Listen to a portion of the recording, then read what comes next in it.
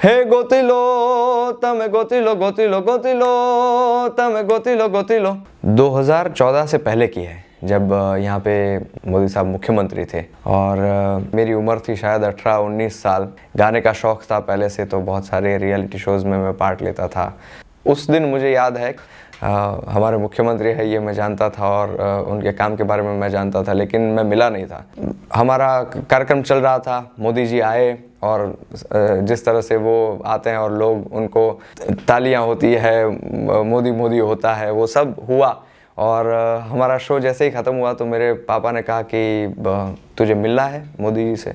मैंने कहा हाँ बिल्कुल। तो मैं मेंटली ऐसा प्रिपेयर कर रहा था कि मुझे अपना परिचय देना होगा कि मैं कौन हूँ। लेकिन मैं जैसे ही स्टेज पे गया और मैं उनके पास आया तो उन्होंने मेरी तरफ देखा और हाथ आगे बढ़ा के कहा, શું છે બેટમ जी। तुरंत ही उन्होंने कहा कि તે तो भाई झंडो फहराई દીધો છે ગુજરાતનો, ભણે છે કે નહીં લા।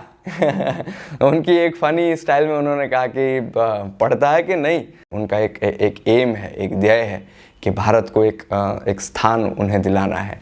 अगर कोई व्यक्तित्व आज के ज़माने में है तो वो हमारे प्रधानमंत्री हैं, नरेंद्र मोदी जी हैं। वो चैलेंजेस को एक्सेप्ट करते हैं, तो उनके लिए मैं 2 लाइन गाना चाहूँगा इसकी।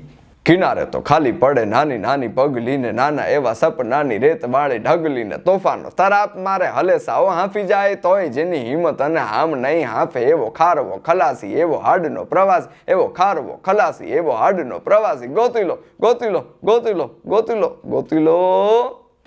तो ये जो विजन उनके पास है वो बहुत बढ़िया है कि रण तो है, चलिए अब क्या करेंगे, लेकिन वो रणोत्सव शुरू करना, लोग पूरे भारत में से पूरे विश्व में से वहाँ आए और कच्छ के साथ जुड़े, कच्छ की संस्कृति के साथ जुड़े।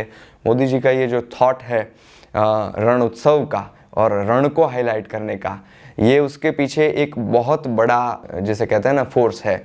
इस समय एक भारत श्रेष्ठ भारत का नारा, मेरे पास मेरा संगीत था तो मैंने अपने संगीत के माध्यम से एक भारत श्रेष्ठ भारत को इस नारे को लोगों तक पहुंचाने का काम किया।